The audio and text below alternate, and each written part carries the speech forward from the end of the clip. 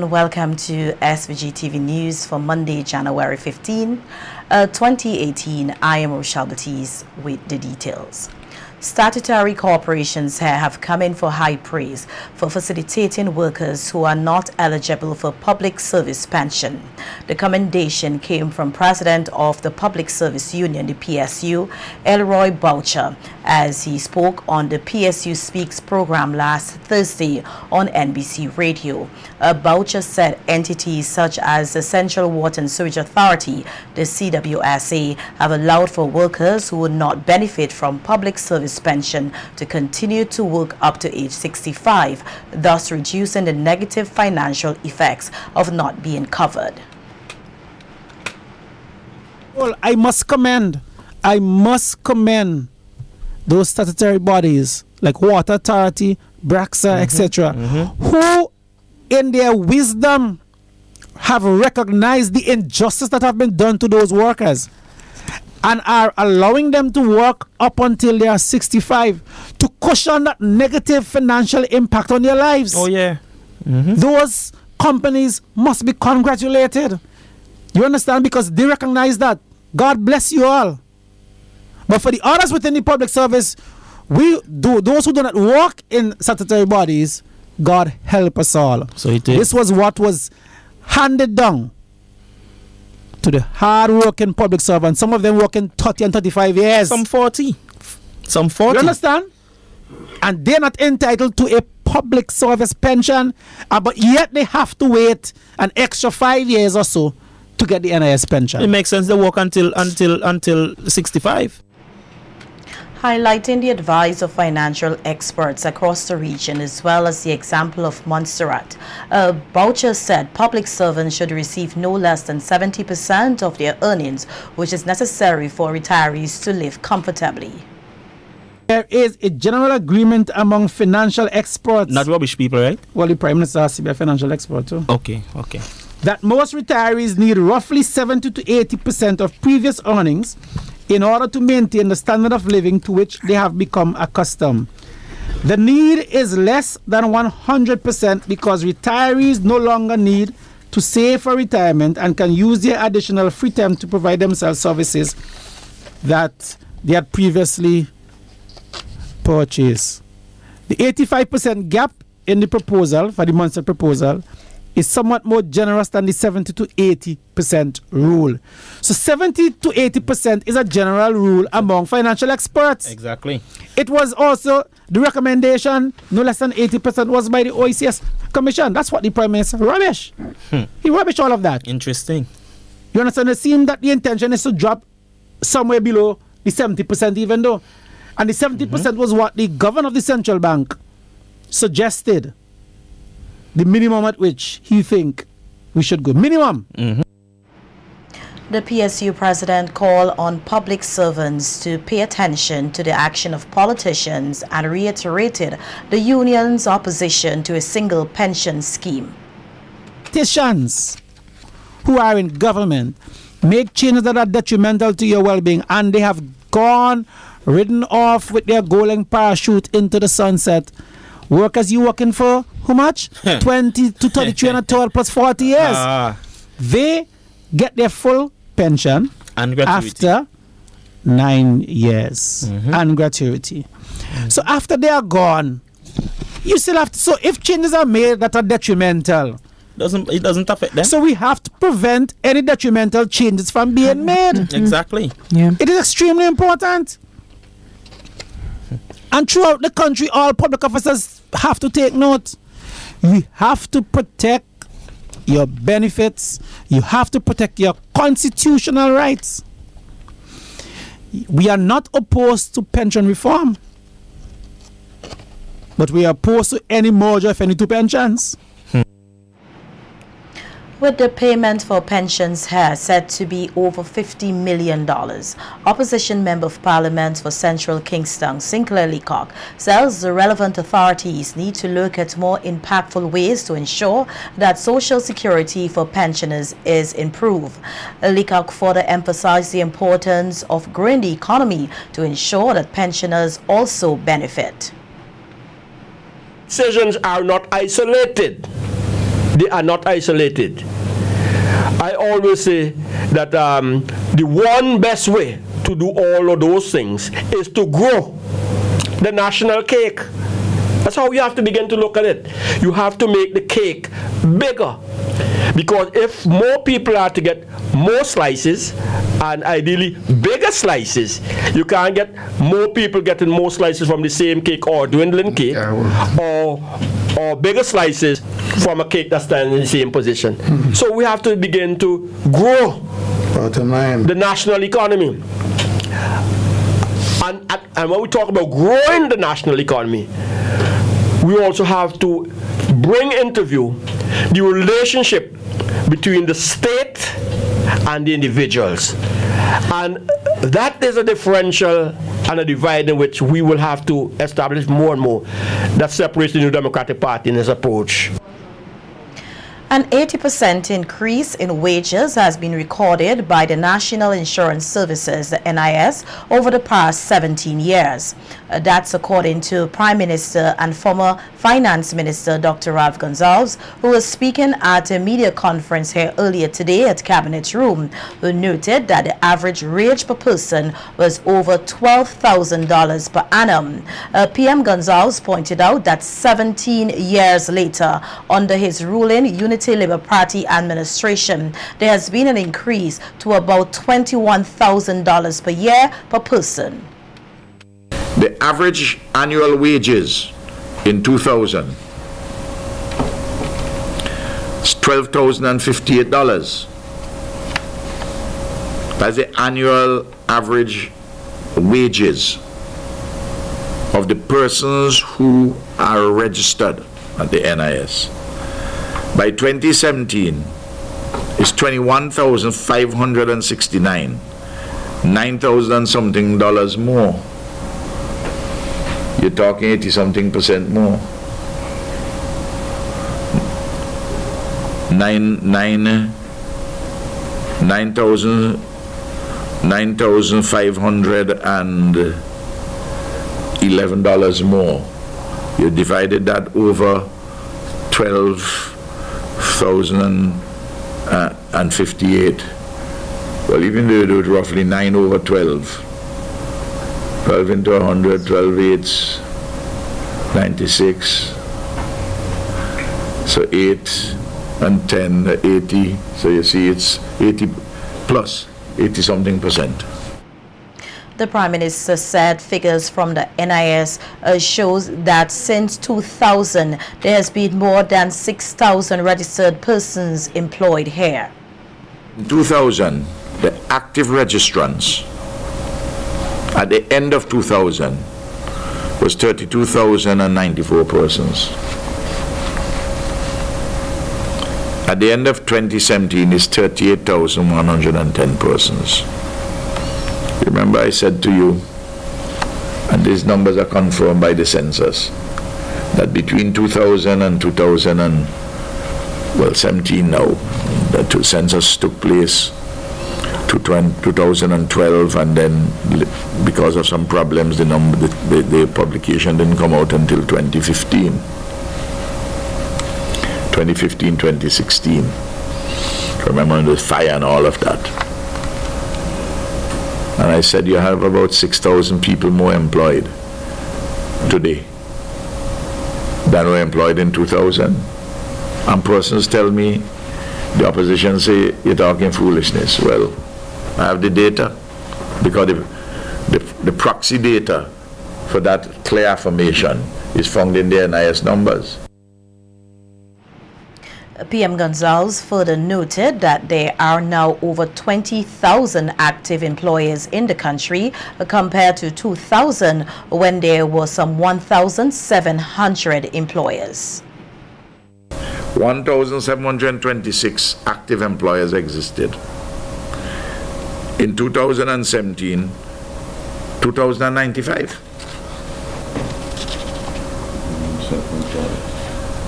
1726 in 2000 and 2095. Category self-employed. Those are active employers, and for the self-employed, Hans is asking, there's 277 in the year 2000, 1,092 in 2017. Well, it could be that by 1917, more persons realized the benefit, more self-employed persons, and said, boy, better I go and register for NIS. But the numbers for employees and the numbers for employers definitely would reflect a genuine increase in those numbers, and not just the question of persons thinking that it is wise for them to get registered. In other news, any matter brought against a public figure is a matter of public concern. That's according to opposition leader Dr. Godwin Friday as he spoke on the NDP's New Times program on Nice Radio on Friday in relation to the matter surrounding former fashion model Yuki Farrell and her referral to the mental institution for observation. Dr. Friday said there is too much speculation surrounding the allegations the former model made against Minister of Economic Planning and Finance, Camela Gonzalez, and called on the minister to speak to the public on the matter as it is of public concern. At some point, you have to, because there's too much speculation publicly about it. People don't know what is going on. There needs to be. Nobody is alleging, truth or falseness to the particular statements. But the point is, if it's somebody who's a public figure, then it is a public matter. It's a matter of public concern because he's a parliamentarian, a member of cabinet. So from that perspective, of course, there's a need to create that clarity about it, to if possible, to reinstill or reinstate that public confidence in the minister and in the position as a parliamentarian. Of course, there's a public interest in any allegations made against a parliamentarian or a minister of government is a matter of public interest. It's not a private matter entirely. The opposition leader also noted that the issue surrounding Farrell's referral to the mental institution for a 2-week observation seems highly unusual. Referral to the mental institution, the way in which, from what I see from the reports, that there was no evidence that was presented with respect to her mental capacity or ability, having been asked to plead before and then to be essentially have the matter raised subsequently without the information being presented. This is what was reported in the media, and that is very unusual for those persons who practice in this area of law. Whom I've consulted have said, yes, it is very unusual. Dr. Friday insisted that all persons must be treated equally before the law and call on the relevant authorities to give more clarity on the issues surrounding Farrell's referral to the mental institution. There are efforts I can see to defend, or at least to cast the young woman in a certain light. I don't know her, so I can't really say one way or another. But what I want to insist upon is that everybody is equal before the law. And when you come before the law, irrespective of whom you are accusing, of whom you have offended, you are entitled to the benefit of the law and to be treated equally on the law, and that is what we insist upon. And we hope that in the circumstances here, that whatever went wrong or may have gone wrong would be rectified. Whatever was done properly, then that those persons who are in the position to clarify the situation, that they say so publicly, because it's a matter of public interest. In a follow-up statement issued today, Monday, January 15, 2018, on the matter, the NDP expressed concern that Prime Minister Dr. Ralph Gonzalez, Camela Gonzalez's father, and his deputy, Louis Straker, advised Minister Gonzalez to remain silent on the matter. The party said this is an affront as Minister Gonzalez was elected by the people of St. Vincent and the Grenadines and owes the people of this nation an explanation as to his his involvement or not. The party said this high-handed approach demonstrates the level of contempt and disrespect that the ULP leader and government holds for the people of St. Vincent and the Grenadines. The NDP statement went on to say that the principles of decency and good governance in a modern democracy requires that any government minister embroiled in such a scandal must clarify the situation to the satisfaction of the people or resign his position. And Prime Minister Dr. Ralph Gonsalves continues to advise his son, Finance Minister Camilo Gonsalves, to remain silent on issues surrounding fashion model Yugi Farrell. Speaking at today's media conference, PM Gonsalves, who is Minister of Legal Affairs, said that he still counseled the 45-year-old Finance Minister on the matter. No. But you are accepting the insinuation as if it is a fact. You are doing that. You are doing that. That's why I tell you that I have said to Camilo, don't speak yet. And the book of Proverbs so advises him. And as a Bible man yourself, you'd appreciate that. Asks whether criminal charges will be pressed against the fashion model Yugi Farrell for statements made about himself, his son, Finance Minister Camilo Gonsalves, and other family members. PM Gonsalves said that such topics are for the Director of Public Prosecution. If you think that you are wronged criminally, you make a complaint to the police. And the police and the professional prosecution service will decide whether they're going to bring a charge. As an individual, you can apply to the DPP for a fiat to bring a private criminal charge.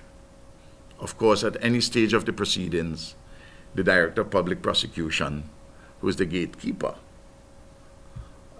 quote unquote, under the Constitution, under the law,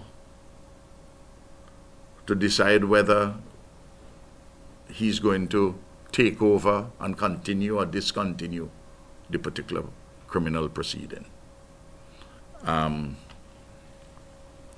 So that is the long and short of the question of bringing the process of bringing criminal proceedings. Of course, individuals can bring civil action by going to a lawyer or themselves, if they know how to do it, and put in a complaint in its proper form. Usually people go to a lawyer. In reference to having a resident psychiatrist in the country, PM Gonsalves said that efforts are being made to ensure that one is hired. I think it's, I don't know, so many days a month. I don't know if it's, I could get a precise number of days, if it's 10 days or 2 weeks or whatever it is, to do work. But I agree with you.